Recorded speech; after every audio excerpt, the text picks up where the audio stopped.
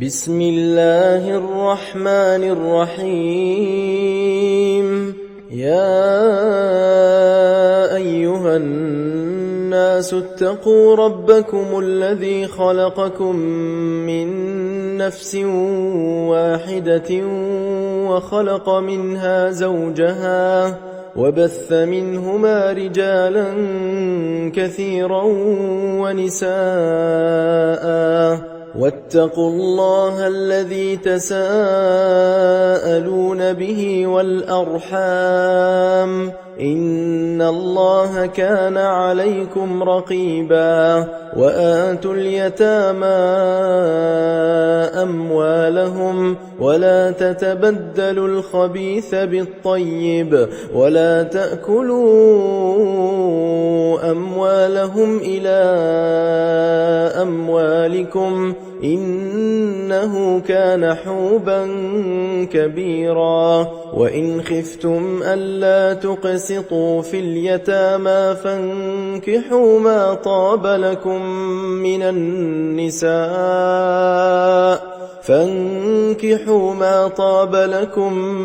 النساء مثنى وثلاث ورباع، فإن خفتم ألا تعدلوا فواحدة أو ما ملكت أيمانكم ذلك أدنى ألا تعولوا. وآتوا النساء صدقاتهن نحلة، فإن طبن لكم عن شيء منه نفسا فكلوه هنيئا مريئا. ولا تؤتوا السفهاء أموالكم التي جعل الله لكم قياما وارزقوهم فيها واكسوهم وقولوا لهم قولا معروفا. وابتلوا اليتامى حتى إذا بلغوا النكاح فإن آنستم منهم رشدا فادفعوا إليهم أموالهم ولا تأكلوها إسرافا وبدارا أن يكبروا. ومن كان غنيا فليستعفف ومن كان فقيرا فليأكل بالمعروف. فإذا دفعتم إليهم أموالهم فأشهدوا عليهم وكفى بالله حسيبا. للرجال نصيب مما ترك الوالدان والأقربون وللنساء نصيب مما ترك الوالدان والأقربون مما قل منه أو كثر نصيبا مفروضا. وإذا حضر القسمة أولو القربى واليتامى والمساكين فارزقوهم منه وقولوا لهم قولا معروفا. وليخشى الذين لو تركوا من خلفهم ذرية ضعافا خافوا عليهم فليتقوا الله وليقولوا قولا سديدا. إن الذين يأكلون أموال اليتامى ظلما إنما يأكلون في بطونهم نارا وسيصلون سعيرا. يوصيكم الله في أولادكم للذكر مثل حظ الأنثيين، فإن كن نساء فوق 2 فلهن ثلثا ما ترك، وإن كانت واحدة فلها النصف. ولأبويه لكل واحد منهما السدس مما ترك إن كان له ولد، فإن لم يكن له ولد وورثه أبواه فلأمه الثلث، فإن كان له إخوة فلأمه السدس من بعد وصية يوصي بها أو دين. آباؤكم وأبناؤكم لا تدرون أيهم أقرب لكم نفعا فريضة من الله إن الله كان عليما حكيما. ولكم نصف ما ترك أزواجكم إن لم يكن لهن ولد فإن كان لهن ولد فلكم الربع مما تركن من بعد وصية يوصين بها أو دين. ولهن الربع مما تركتم إن لم يكن لكم ولد فإن كان لكم ولد فلهن الثمن مما تركتم من بعد وصية توصون بها أو دين. وإن كان رجل يورث كلالة أو امرأة وله أخ أو أخت فلكل واحد منهما السدس فإن كانوا أكثر من ذلك فهم شركاء في الثلث من بعد وصية يوصى بها أو دين غير مضار وصية من الله والله عليم حليم. تلك حدود الله ومن يطع الله ورسوله يدخله جنات تجري من تحتها الأنهار خالدين فيها وذلك الفوز العظيم. ومن يعص الله ورسوله ويتعد حدوده يدخله نارا خالدا فيها وله عذاب مهين. واللاتي يأتين الفاحشة من نسائكم فاستشهدوا عليهن 4 منكم فإن شهدوا فأمسكوهن في البيوت حتى يتوفاهن الموت أو يجعل الله لهن سبيلا. واللذان يأتيانها منكم فآذوهما فإن تابا وأصلحا فأعرضوا عنهما إن الله كان توابا رحيما. إنما التوبة على الله للذين يعملون السوء بجهالة ثم يتوبون من قريب فأولئك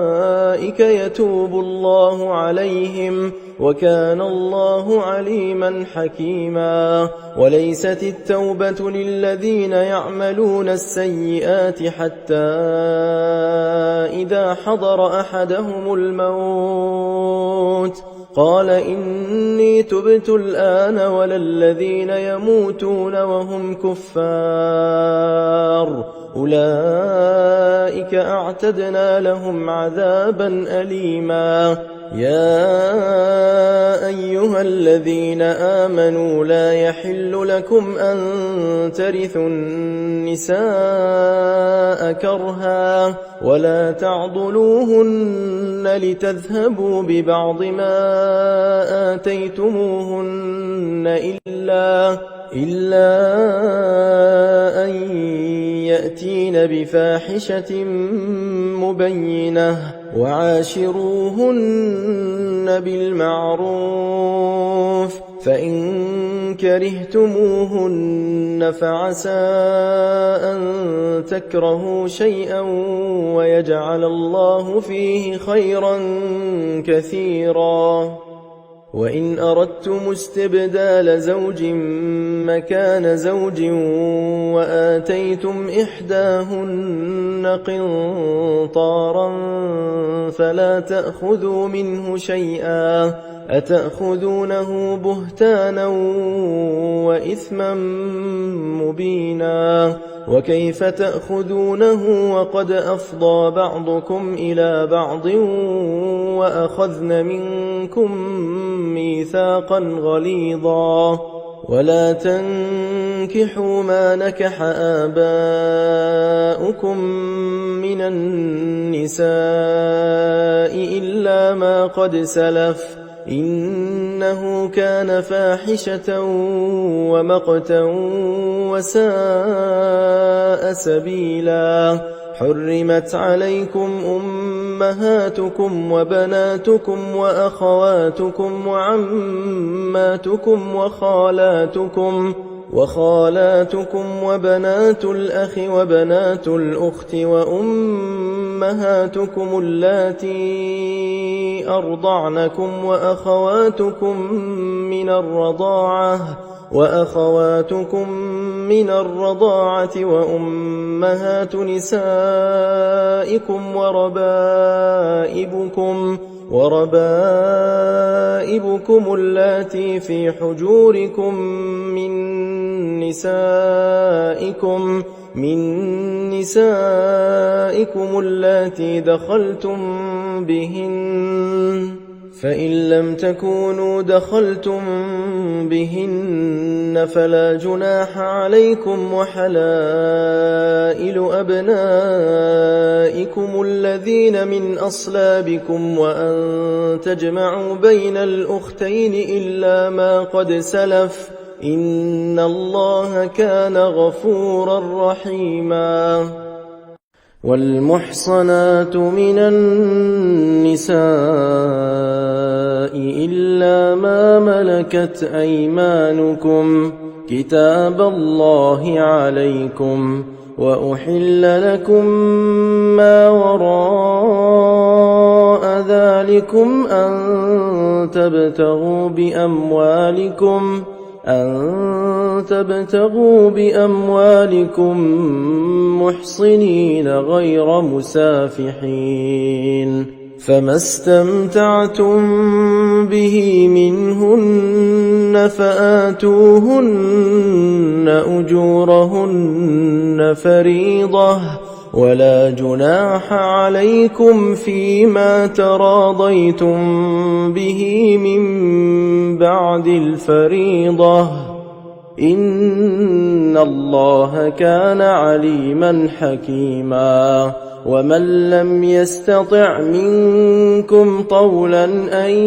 ينكح المحصنات المؤمنات فمما ملكت أيمانكم من فتياتكم المؤمنات والله أعلم بإيمانكم بعضكم من بعض فانكحوهن بإذن أهلهن وآتوهن أجورهن بالمعروف محصنات غير مسافحات ولا متخذات أخدان فإذا أحصن فإن أتين بفاحشة فعليهن نصف ما على المحصنات من العذاب ذلك لمن خشي العنة منكم وأن تصبروا خير لكم والله غفور رحيم يريد الله ليبين لكم ويهديكم سنن الذين من قبلكم ويتوب عليكم، والله عليم حكيم. والله يريد أن يتوب عليكم ويريد الذين يتبعون الشهوات أن تميلوا ميلا عظيما. يريد الله أن يخفف عنكم وخلق الإنسان ضعيفا. يا أيها الذين آمنوا لا تأكلوا أموالكم بينكم بالباطل إلا أن تكون تجارة عن تراض منكم، ولا تقتلوا أنفسكم إن الله كان بكم رحيما. ومن يفعل ذلك عدوانا وظلما فسوف نصليه نارا، وكان ذلك على الله يسيرا. إن تجتنبوا كبائر ما تنهون عنه نكفر عنكم سيئاتكم وندخلكم مدخلا كريما. ولا تتمنوا ما فضل الله به بعضكم على بعض، للرجال نصيب مما اكتسبوا وللنساء نصيب مما اكتسبن، واسألوا الله من فضله إن الله كان بكل شيء عليما. ولكل جعلنا موالي مما ترك الوالدان والأقربون والذين عقدت أيمانكم فآتوهم نصيبهم إن الله كان على كل شيء شهيدا. الرجال قوامون على النساء بما فضل الله بعضهم على بعض وبما أنفقوا من أموالهم، فالصالحات قانتات حافظات للغيب بما حفظ الله، واللاتي تخافون نشوزهن فعظوهن واهجروهن في المضاجع واضربوهن، فإن أطعنكم فلا تبغوا عليهن سبيلا، إن الله كان عليا كبيرا. وإن خفتم شقاق بينهما فابعثوا حكما من أهله وحكما من أهلها إن يريدا إصلاحا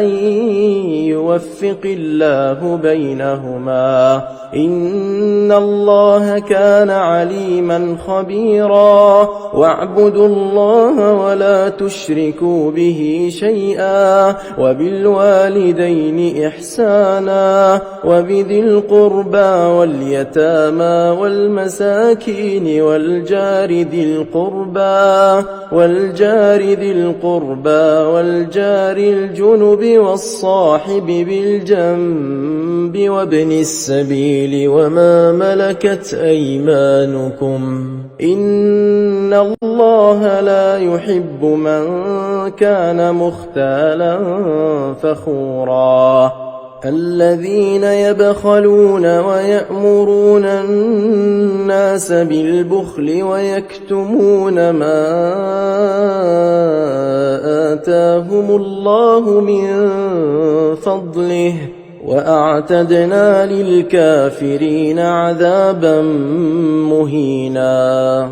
والذين ينفقون أموالهم رئاء الناس ولا يؤمنون بالله ولا باليوم الآخر ومن يكن الشيطان له قرينا فساء قرينا وماذا عليهم لو آمنوا بالله واليوم الآخر وأنفقوا مما رزقهم الله وكان الله بهم عليما إن الله لا يظلم مثقال ذرة وإن تك حسنة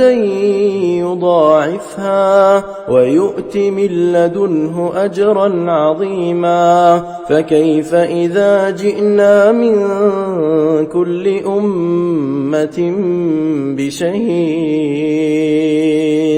وجئنا بك على هؤلاء شهيدا يومئذ يود الذين كفروا وعصوا الرسول لو تسوى بهم الأرض ولا يكتمون الله حديثا يا أيها الذين آمنوا لا تقربوا الصلاة وأنتم سكارى حتى تعلموا ما تقولون ولا جنبا إلا عابري سبيل حتى تغتسلوا وإن كنتم مرضى أو على سفر أو جاء أحد منكم من الغائط أو لامستم النساء فلم تجدوا ماء فتيمموا صعيدا طيبا فامسحوا بوجوهكم وأيديكم إن الله كان عفوا غفورا ألم تر إلى الذين أوتوا نصيبا من الكتاب يشترون الضلالة ويريدون أن تضلوا السبيل والله أعلم بأعدائكم وكفى بالله وليا وكفى بالله نصيرا من الذين هادوا يحرفون الكلم عن مواضعه ويقولون سمعنا وعصينا واسمع غير مسمع وراعنا ليا بألسنتهم وطعنا في الدين ولو أنهم قالوا سمعنا وأطعنا واسمع وانظرنا لكان خيرا لهم وأقوم ولكن لعنهم الله بكفرهم فلا يؤمنون إلا قليلا يا أيها الذين أوتوا الكتاب آمنوا بما نزلنا مصدقا لما معكم من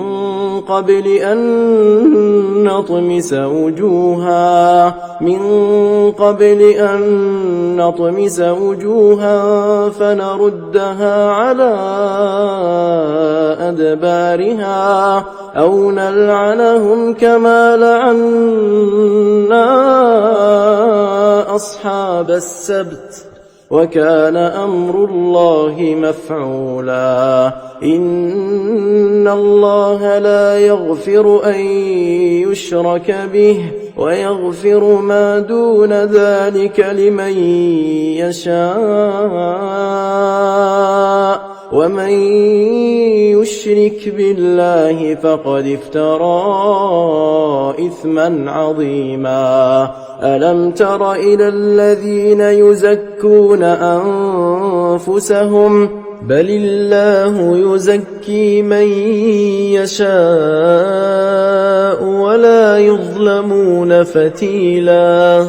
انظر كيف يفترون على الله الكذب وكفى به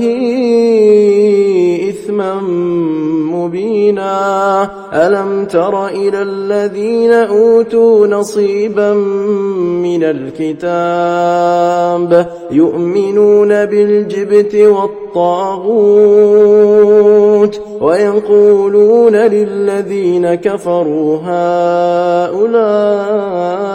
أهدى من الذين آمنوا سبيلا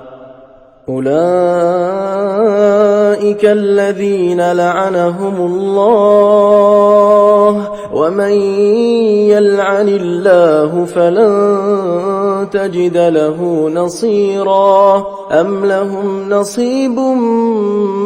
من الملك فإذا لا يؤتون الناس نقيرا أم يحسدون الناس على ما آتاهم الله من فضله فقد آتينا آل إبراهيم الكتاب والحكمة وآتيناهم ملكا عظيما فمنهم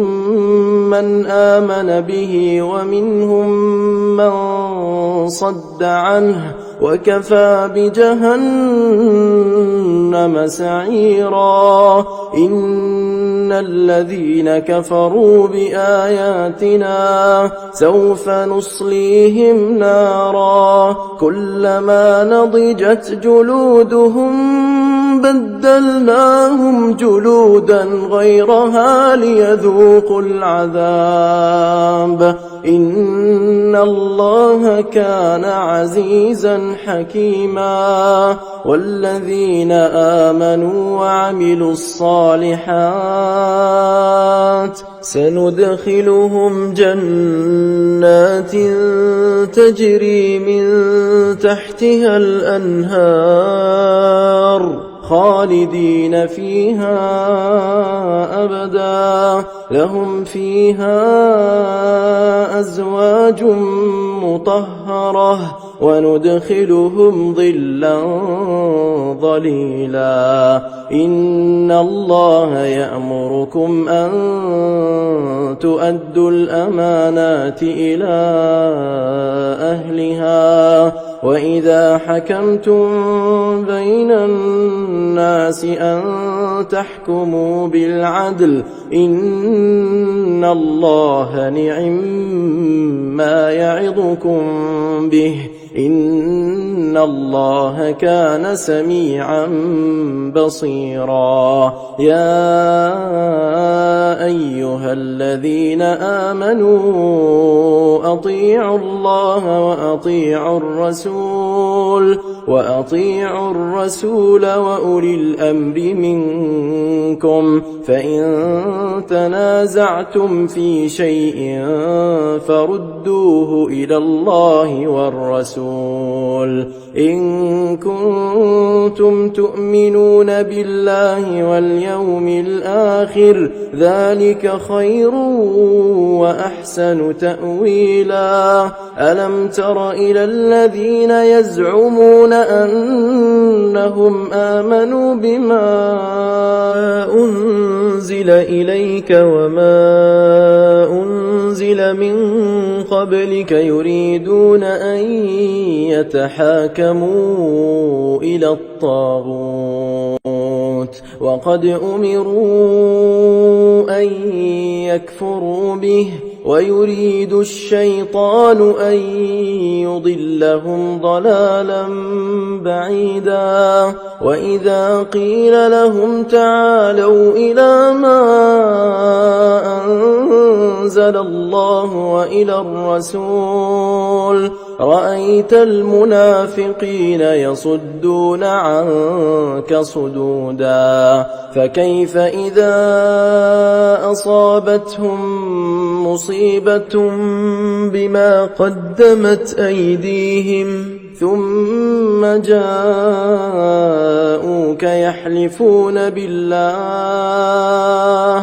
يحلفون بالله إن أردنا إلا إحسانا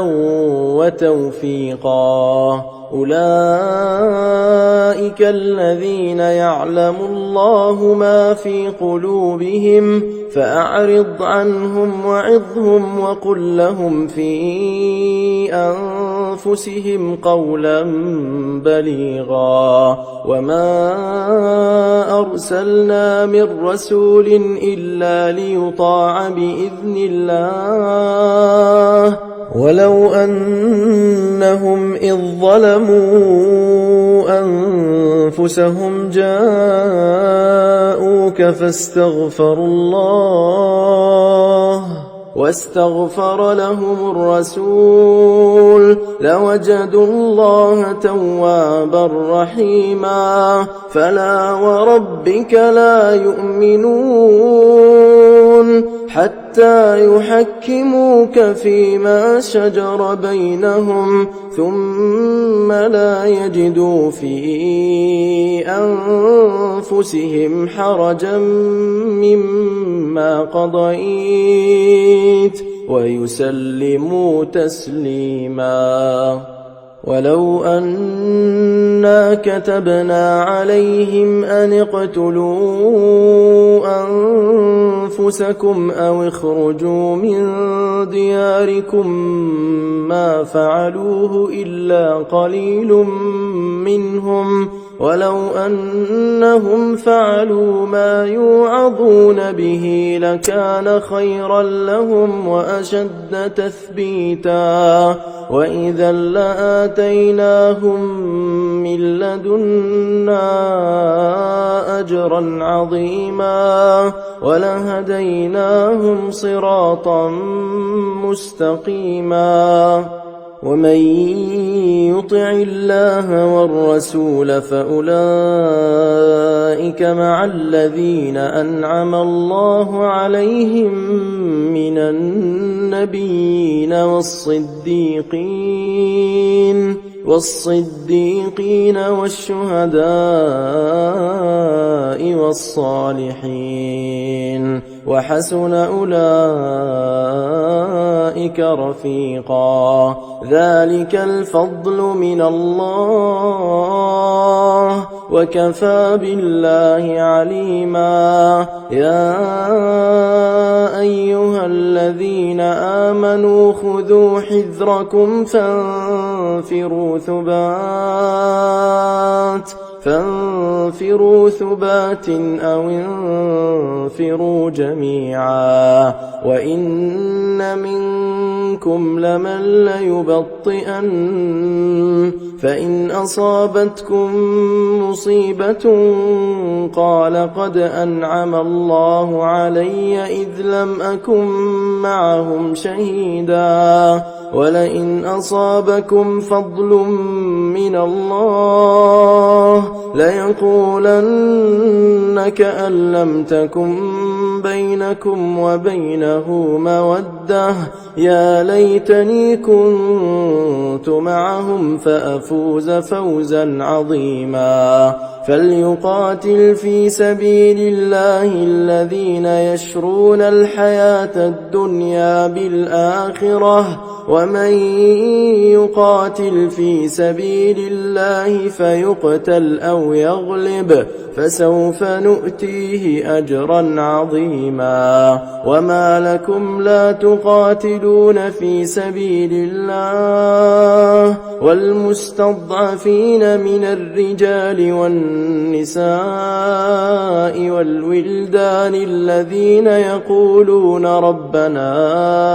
أخرجنا من هذه القرية الظالم أهلها واجعل لنا من لدنك وليا واجعل لنا من لدنك نصيرا الذين آمنوا يقاتلون في سبيل الله والذين كفروا يقاتلون في سبيل الطاغوت فقاتلوا أولياء الشيطان إن إن كيد الشيطان كان ضعيفا ألم تر إلى الذين قيل لهم كفوا أيديكم وأقيموا الصلاة وآتوا الزكاة فلما كتب عليهم القتال إذا فريق منهم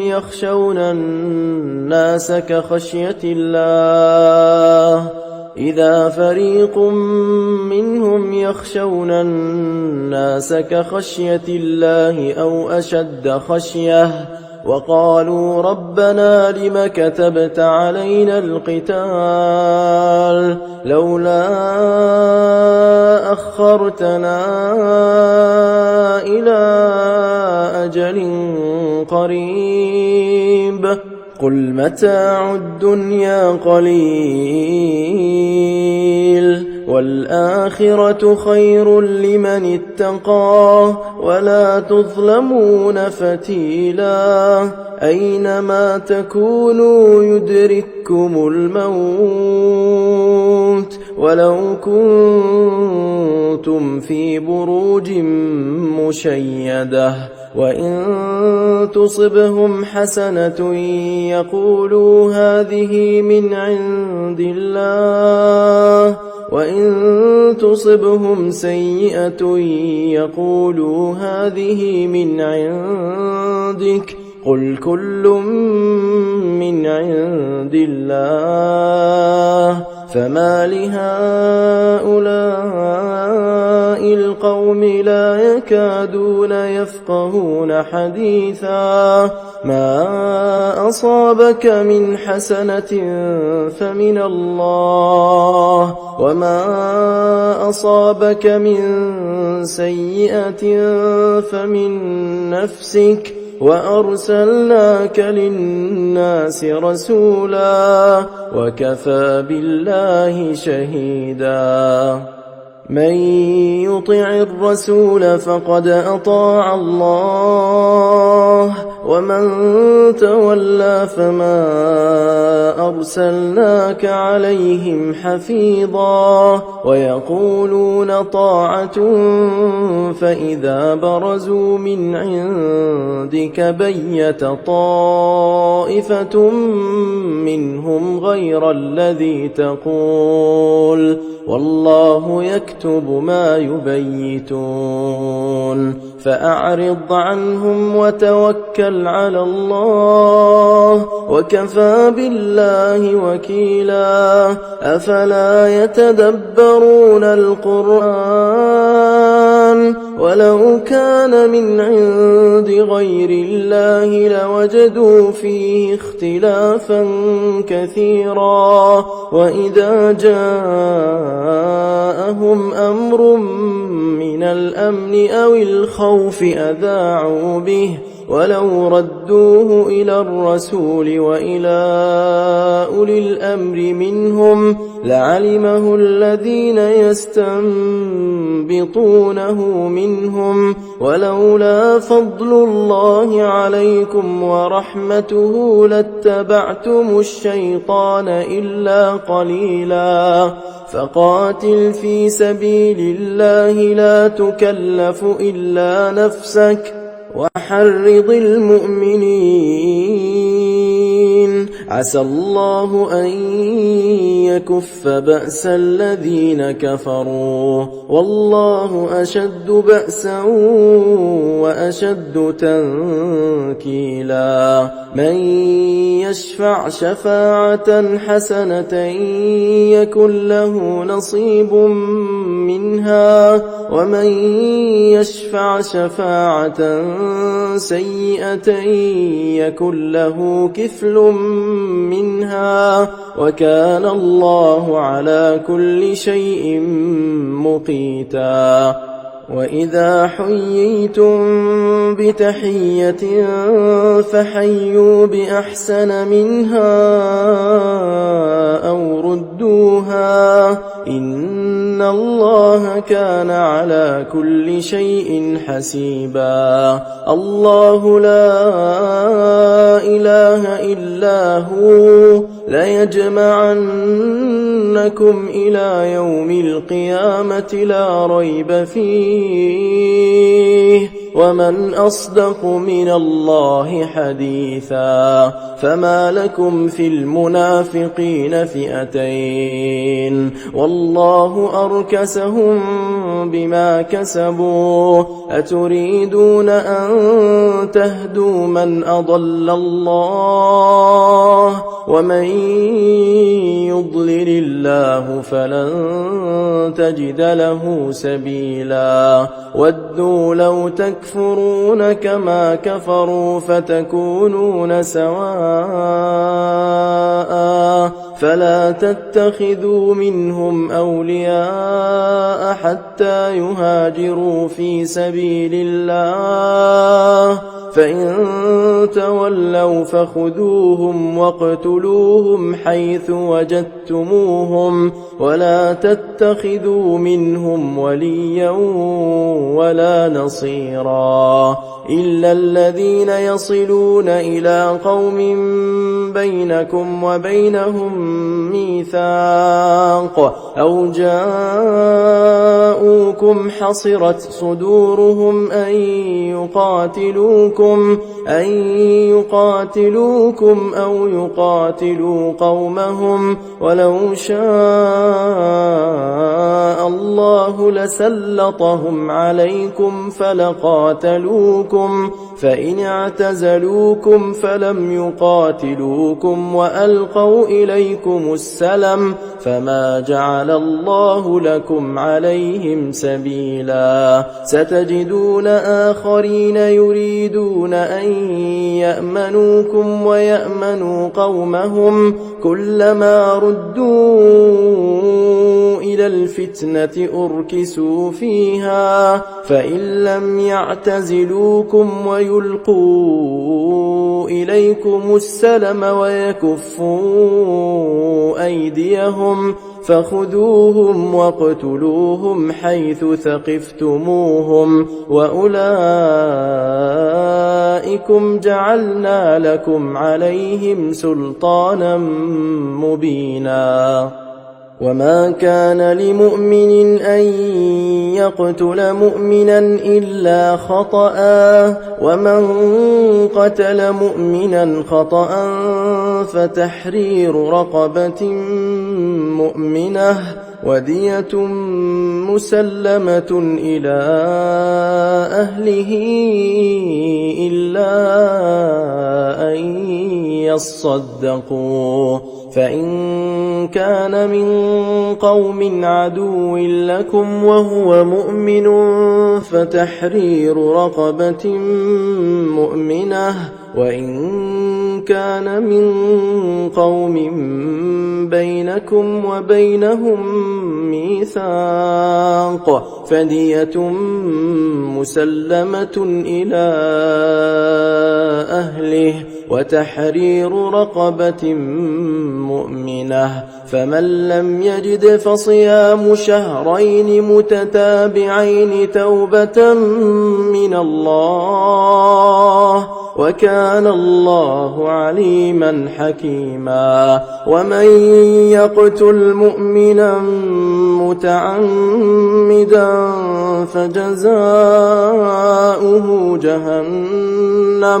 فجزاؤه جهنم خالدا فيها وغضب الله عليه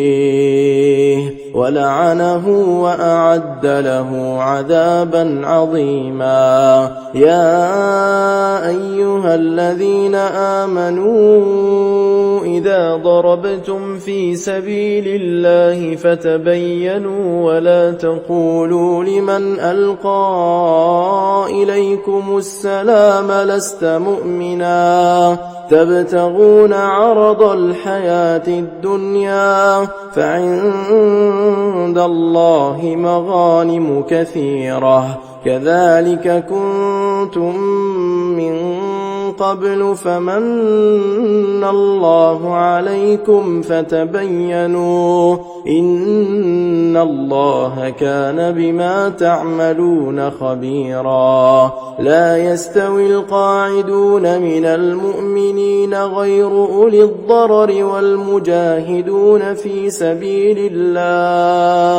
والمجاهدون في سبيل الله بأموالهم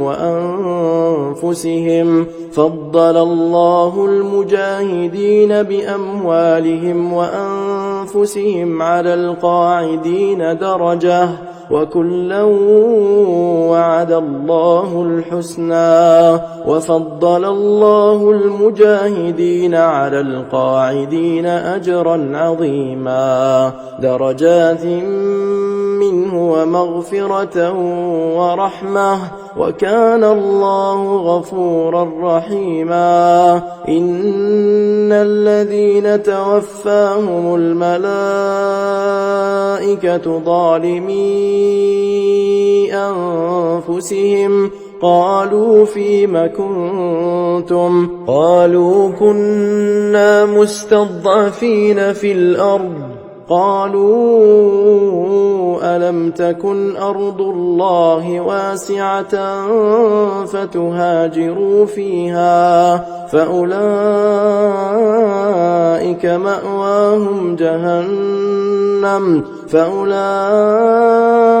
مأواهم جهنم وساءت مصيرا إلا المستضعفين من الرجال والنساء والولدان لا يستطيعون حيلة ولا يهتدون سبيلا فأولئك عسى الله أن يعفو عنهم وكان الله عفوا غفورا ومن يهاجر في سبيل الله يجد في الأرض مراغما كثيرا وسعة ومن يخرج من بيته مهاجرا إلى الله ورسوله ثم يدركه الموت فقد وقع أجره على الله وكان الله غفورا رحيما وإذا ضربتم في الأرض فليس عليكم جناح أن تقصروا من الصلاة إن خفتم أن يفتنكم الذين كفروا إن الكافرين كانوا لكم عدوا مبينا وإذا كنت فيهم فأقمت لهم الصلاة فلتقم طائفة منهم معك وليأخذوا أسلحتهم فإذا سجدوا فليكونوا من ورائكم ولتأت طائفة أخرى لم يصلوا فليصلوا معك وليأخذوا حذرهم وأسلحتهم ود الذين كفروا لو تغفلون عن أسلحتكم وأمتعتكم فيميلون عليكم ميلة واحدة ولا جناح عليكم إن كان بكم أذى من مطر أو كنتم مرضى أن تضعوا أسلحتكم وخذوا حذركم إن الله أعد للكافرين عذابا مهينا فإذا قضيتم الصلاة فاذكروا الله قياما وقعودا وعلى جنوبكم فإذا اطمأننتم فأقيموا الصلاة إن الصلاة كانت على المؤمنين كتابا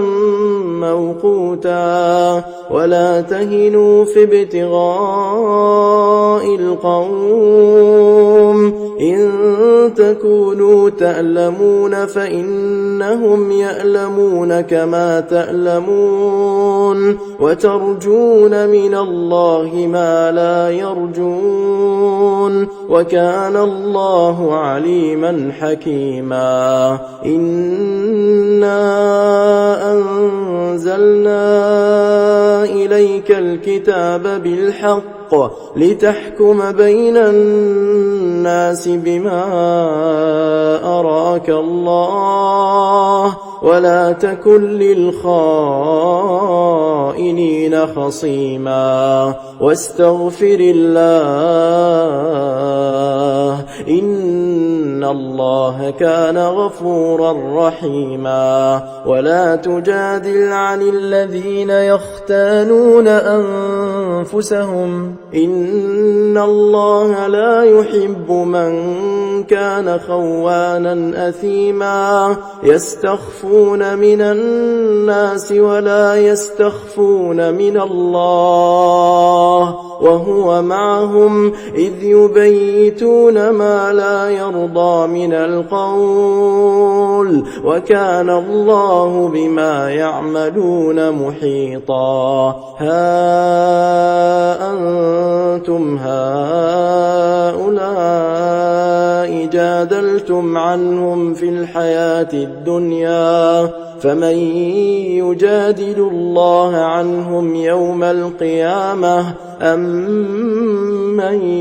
يكون عليهم وكيلا ومن يعمل سوءا أو يظلم نفسه ثم يستغفر الله يجد الله غفورا رحيما ومن يكسب إثما فإنما يكسبه على نفسه وكان الله عليما حكيما ومن يكسب خطيئة أو إثما ثم يرم به بريئا فقد احتمل بهتانا وإثما مبينا ولولا فضل الله عليك ورحمته لهم طائفة منهم أن يضلوك وما يضلون إلا أنفسهم وما يضرونك من شيء وأنزل الله عليك الكتاب والحكمة وعلمك ما لم تكن تعلم وكان فضل الله عليك عظيما لا خير في كثير من نجواهم إلا من أمر بصدقة أو معروف أو إصلاح بين الناس ومن يفعل ذلك ابتغاء مرضات الله فسوف نؤتيه أجرا عظيما ومن يشاقق الرسول من بعد ما تبين له الهدى ويتبع غير سبيل المؤمنين نوله ما تولى ونصله جهنم وساءت مصيرا إن الله لا يغفر أن يشرك به ويغفر ما دون ذلك لمن يشاء ومن يشرك بالله فقد ضل ضلالا بعيدا إن يدعون من دونه إلا إناثا وإن يدعون إلا شيطانا مريدا لعنه الله وقال لأتخذن من عبادك نصيبا مفروضا ولأضلنهم ولأمنينهم ولآمرنهم فليبتكن آذان الأنعام ولآمرنهم فليغيرن خلق الله ومن يتخذ الشيطان وليا من دون الله فقد خسر خسرانا مبينا يعدهم ويمنيهم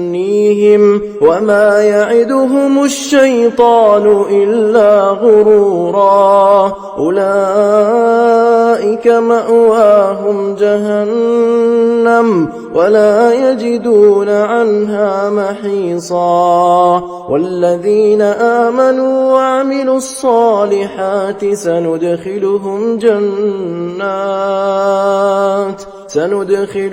جنات تجري من تحتها الأنهار خالدين فيها أبدا وعد الله حقا ومن أصدق من الله قيلا ليس بأمانيكم ولا أماني أهل الكتاب من يعمل سوءا يجز به ولا يجد له من دون الله وليا ولا نصيرا ومن يعمل من الصالحات من ذكر أو أنثى وهو مؤمن فأولئك يدخلون الجنة ولا يظلمون نقيرا ومن أحسن دينا ممن أسلم وجهه لله وهو محسن واتبع ملة إبراهيم حنيفا واتخذ الله إبراهيم خليلا ولله ما في السماوات وما في الأرض وكان الله بكل شيء محيطا ويستفتونك في النساء قل الله يفتيكم فيهن وما يتلى عليكم في الكتاب في يتامى النساء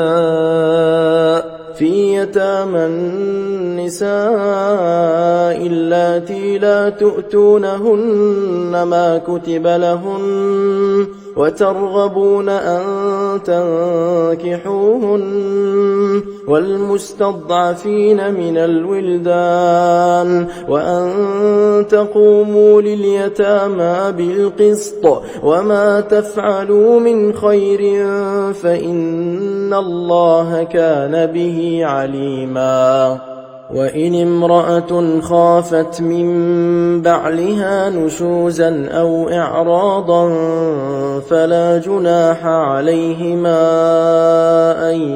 يصلحا بينهما صلحا والصلح خير وأحضرت الأنفس الشح وإن تحسنوا وتتقوا فإن الله كان بما تعملون خبيرا ولن تستطيعوا أن تعدلوا بين النساء ولو حرصتم فلا تميلوا كل الميل فتذروها كالمعلقة وإن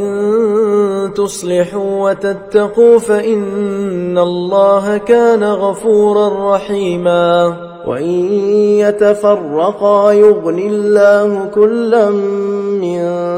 سعته وكان الله واسعا حكيما ولله ما في السماوات وما في الأرض ولقد وصينا الذين أوتوا الكتاب من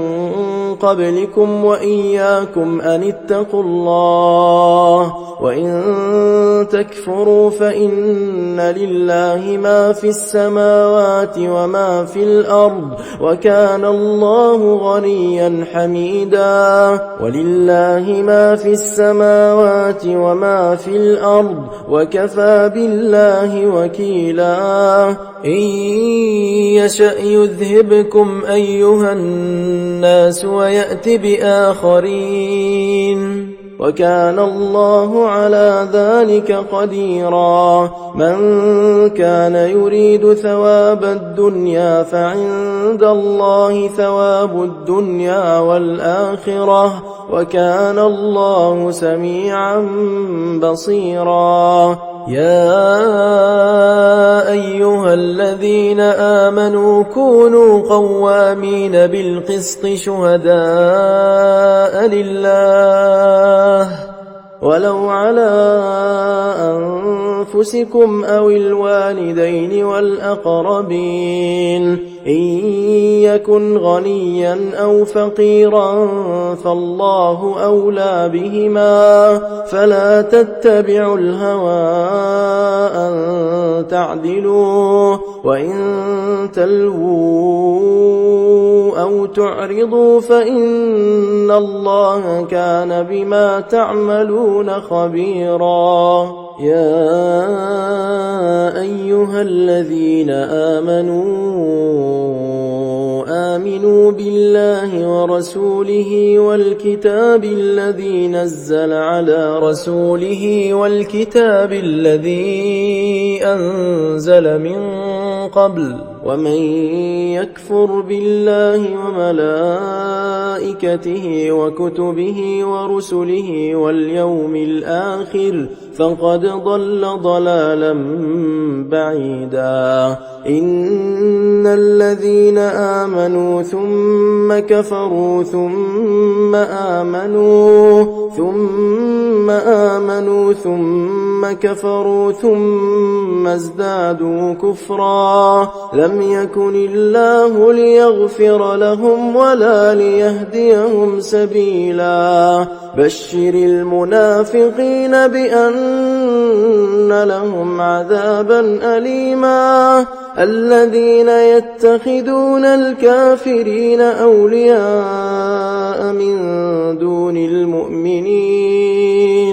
أيبتغون عندهم العزة فإن العزة لله جميعا وقد نزل عليكم في الكتاب أن إذا سمعتم آيات الله يكفر بها ويستهزأ بها فلا تقعدوا معهم حتى يخوضوا في حديث غيره إنكم إذا مثلهم إن الله جامع المنافقين والكافرين في جهنم جميعا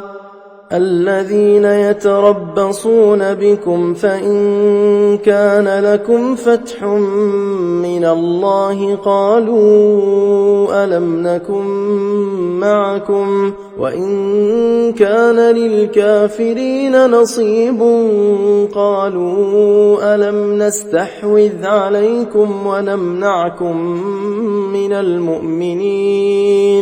فالله يحكم بينكم يوم القيامة ولن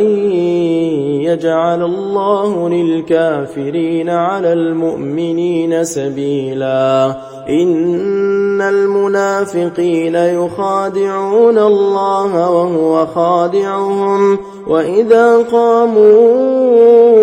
إلى الصلاة قاموا كسالى يراءون الناس ولا يذكرون الله إلا قليلا مذبذبين بين ذلك لا إله هؤلاء ولا إله هؤلاء ومن يضلل الله فلن تجد له سبيلا يا أيها الذين آمنوا لا تتخذوا الكافرين أولياء من دون المؤمنين أتريدون أن تجعلوا لله عليكم سلطانا مبينا إن المنافقين في الدرك الأسفل من النار ولن تجد لهم نصيرا إلا الذين تابوا وأصلحوا واعتصموا بالله وأخلصوا دينهم لله فأولئك مع المؤمنين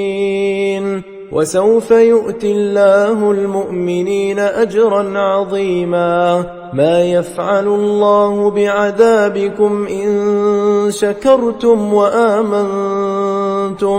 وكان الله شاكرا عليما لا يحب الله الجهر بالسوء من القول إلا من ظلم وكان الله سميعا عليما إن تبدوا خيرا أو تخفوه أو تعفو عن سوء فإن الله كان عفوا قديرا إن الذين يكفرون بالله ورسله ويريدون أن يفرقوا بين الله ورسله ويقولون نؤمن ببعض ونكفر ببعض ويريدون أن يتخذوا بين ذلك سبيلا أولئك هم الكافرون حقا وأعتدنا للكافرين عذابا مهينا والذين آمنوا بالله ورسله ولم يفرقوا بين أحد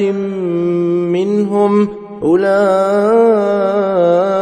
سوف يؤتيهم أجورهم وكان الله غفورا رحيما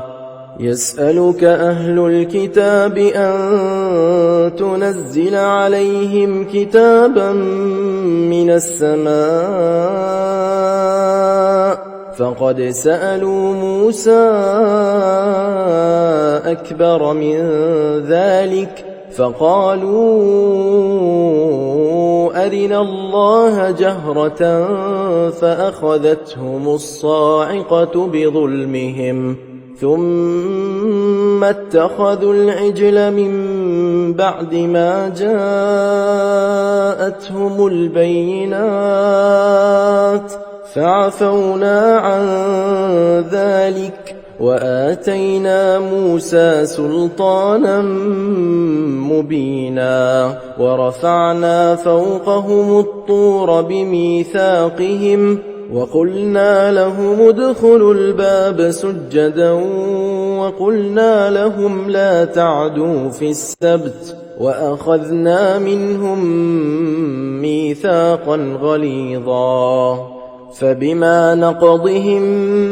ميثاقهم وكفرهم بآيات الله وقتلهم الأنبياء بغير حق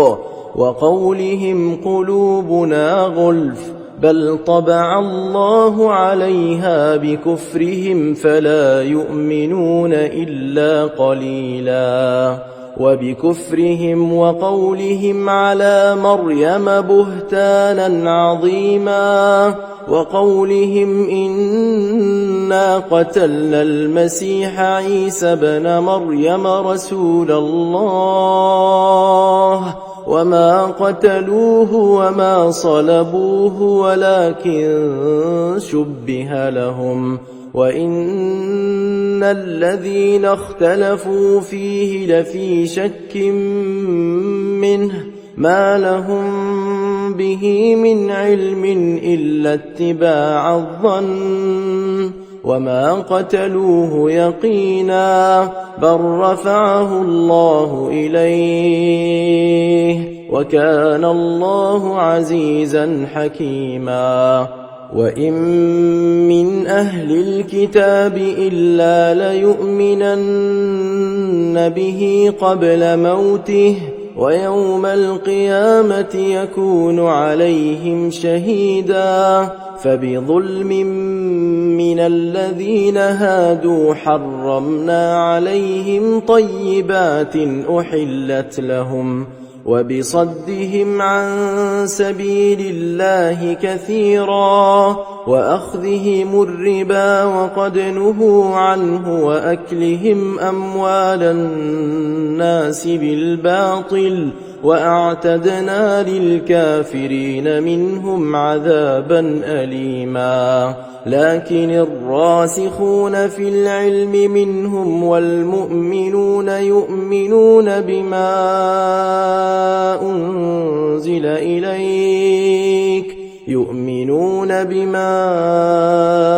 أنزل إليك وما أنزل من قبلك والمقيمين الصلاة والمؤتون الزكاة والمؤمنون بالله واليوم الآخر أولئك سنؤتيهم أجرا عظيما إنا أوحينا إليك كما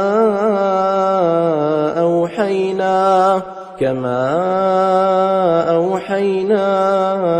إلى نوح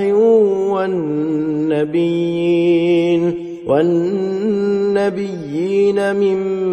بعده وأوحينا إلى إبراهيم وإسماعيل وإسحاق ويعقوب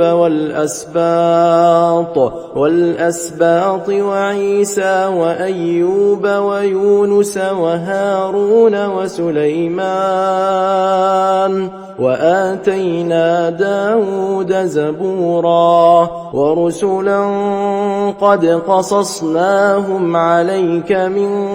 قبل ورسلا لم نقصصهم عليك وكلم الله موسى تكليما رسلا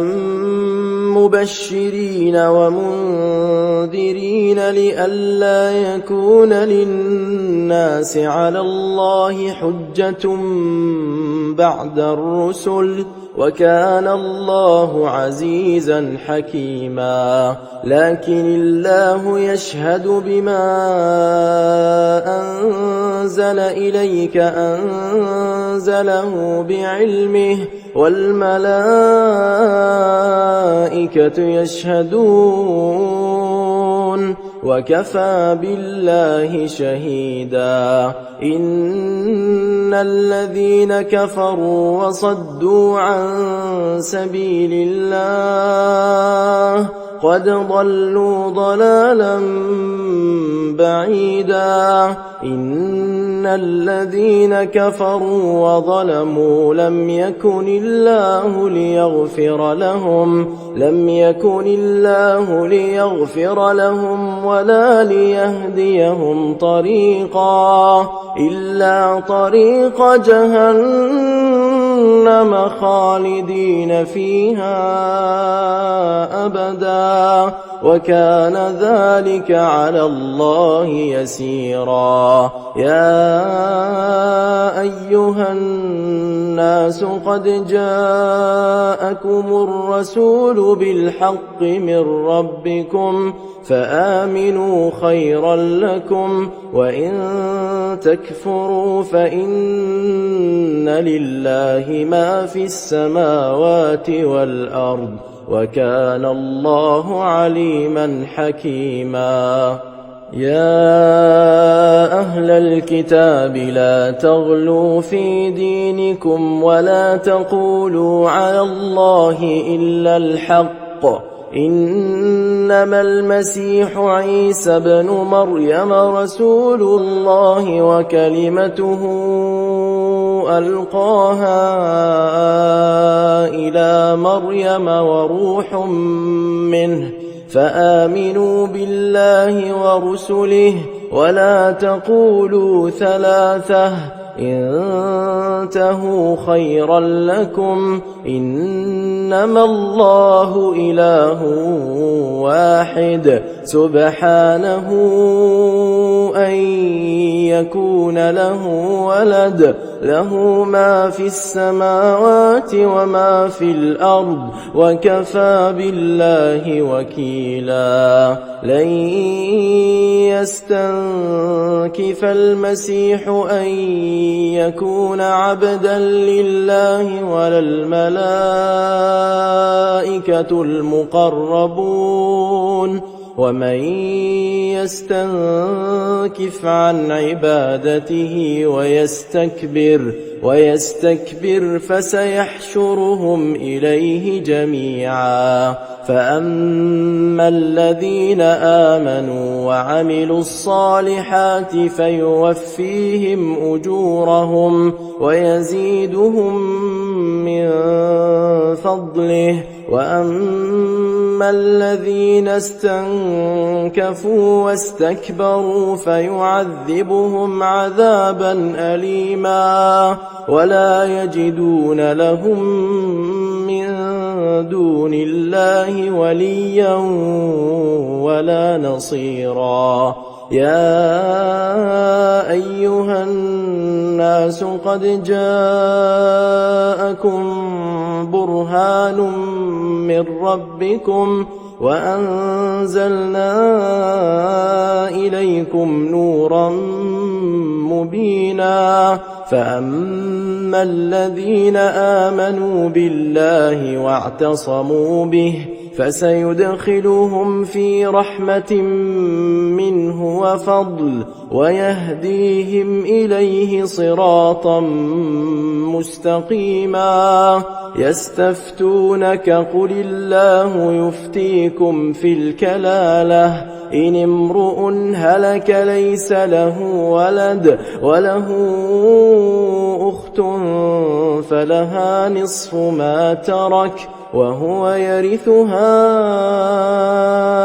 إن لم يكن لها ولد فإن كانت اثنتين فلهما الثلثان مما ترك وإن كانوا إخوة رجالا ونساء فللذكر مثل حظ الأنثيين يبين الله لكم أن تضلوا والله بكل شيء عليم